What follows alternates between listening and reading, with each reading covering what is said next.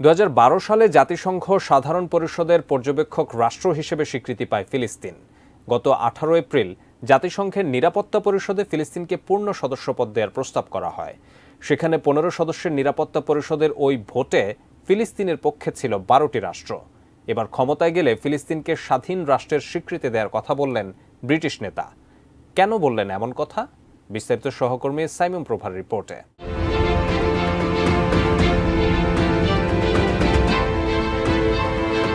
ফিলিস্তিনকে সম্প্রতি বেশ কয়েকটি রাষ্ট্র স্বীকৃতির ঘোষণা দিয়েছে। সর্বশেষ গত 8 মে ফিলিস্তিনকে স্বাধীন রাষ্ট্র হিসেবে আনুষ্ঠানিকভাবে স্বীকৃতি দেয় ক্যারিবীয় দ্বীপপুঞ্জের দেশ বাহামাস। এছাড়া ফিলিস্তিনকে স্বীকৃতির ঘোষণা দিয়েছে ইউরোপের আরও 3টি দেশ।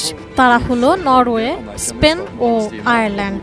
22 মে একযোগে এ ঘোষণা দেন দেশ 3টির প্রধানমন্ত্রীরা। তারা বলছেন, মধ্যপ্রাচ্যে শান্তির লক্ষ্যে ফিলিস্তিনকে একটি রাষ্ট্র হিসেবে আনুষ্ঠানিকভাবে স্বীকৃতি দেওয়া হবে।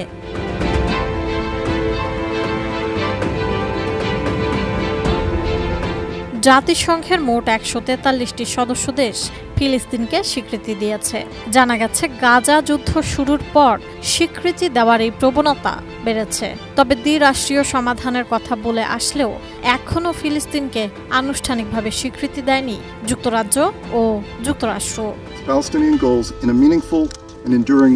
তবে এবার যুক্তরাজ্যের আসন্ন সাধারণ নির্বাচনে জিতে ক্ষমতায় গেলে ফিলিস্তিনকে স্বাধীন রাষ্ট্র হিসেবে স্বীকৃতি দেওয়ার কথা জানিয়েছেন ব্রিটিশ বিরোধী দলীয় নেতা কিয়ার স্টারমার। 24 মে একটি সংবাদ মাধ্যমকে এমন কথা বলেন তিনি।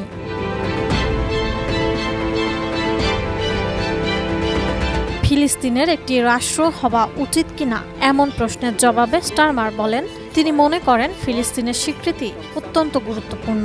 একটি নিরাপদ ও সুরক্ষিত ইসরায়েলের পাশাপাশি একটি কার্যকর ফিলিস্তিনি রাষ্ট্র প্রয়োজন।